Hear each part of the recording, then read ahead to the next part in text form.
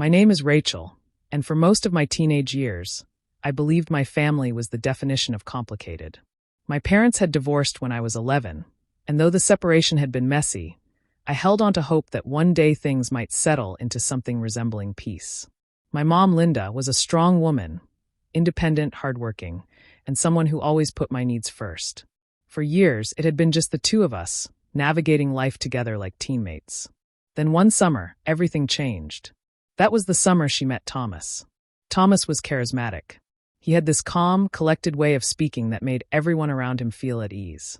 He worked in real estate, dressed neatly in pressed shirts and expensive shoes, and carried himself like someone who had everything figured out. My mom met him at a friend's dinner party, and from that night on, he was suddenly everywhere in our lives. He'd drop by with flowers, take my mom out on long dates, and eventually start staying over. At first, I didn't mind. My mom seemed genuinely happy, lighter than I'd seen her in years. But as time went on, I began noticing small cracks in the picture-perfect image. He was overly controlling in subtle ways, like choosing what restaurant they went to without asking or making comments about how she dressed. He showered my mom with gifts but also reminded her of how much he spent, as if she owed him for his generosity. I was only a teenager, but even then, something in my gut didn't sit right. A year later, Thomas and my mom married in a small ceremony in Las Vegas. I smiled for the photos and tried to convince myself that this was good, that my mom deserved love again. But deep down, I felt uneasy, like a storm was brewing that none of us could see yet. It happened one night during my senior year of high school. I had stayed up late studying for a biology test, my desk lamp dimmed, music quietly playing through my headphones. Exhausted, I eventually crawled into bed and drifted off. Sometime in the middle of the night, I stirred awake, sensing movement in my room. At first, I thought it was a dream, but then I heard the creak of the floorboards. My heart raced. When I opened my eyes, the dim hallway light cast a shadow across my doorway. Standing there was Thomas. He didn't say anything, didn't knock, didn't ask permission. He just walked in, slow and deliberate, as though he had every right to be there. My body froze. For a moment, I couldn't even process what was happening.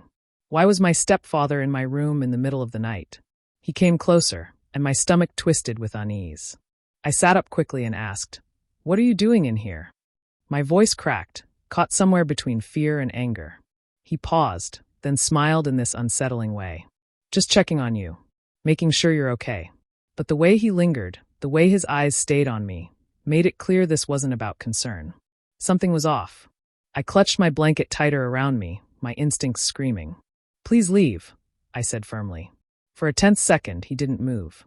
Then finally, he smirked, muttered, "Relax, Rachel," and turned to walk out, shutting the door behind him. I sat there for what felt like forever, my chest heaving, my mind spinning. That wasn't normal. That wasn't fatherly. That wasn't okay. The next morning, I tried to convince myself maybe I had overreacted. Maybe he really was just checking in. But when I looked at him across the breakfast table, sipping his coffee like nothing had happened, I felt sick. I couldn't ignore the unease gnawing at me. Days later, I overheard something that confirmed my worst fears. I was upstairs doing homework when I heard my mom and Thomas arguing in the kitchen. Their voices were muffled but tense. "You need to stop drinking so late at night," my mom said sharply. Thomas shot back, "I wasn't drunk, Linda. You're overreacting." "Then why were you wandering into Rachel's room?" she demanded. My heart stopped. My mom knew.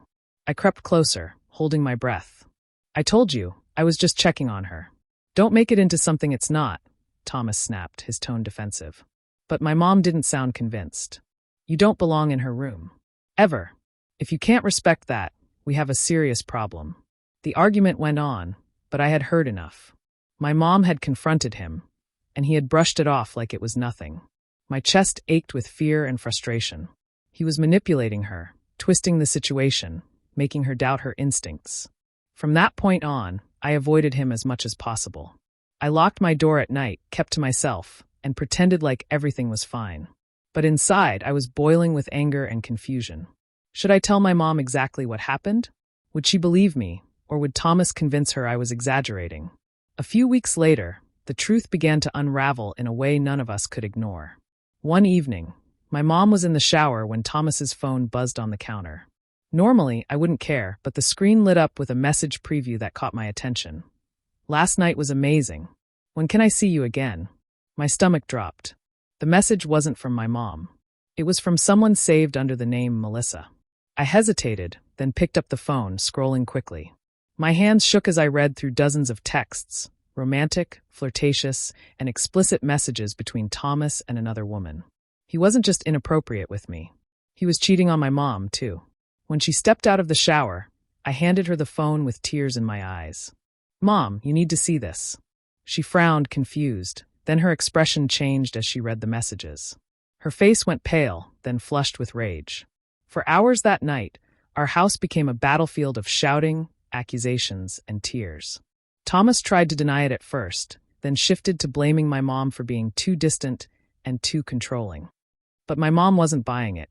She finally saw him for who he was, a manipulator, a liar, and someone who had no respect for the people under his roof. The marriage ended not long after.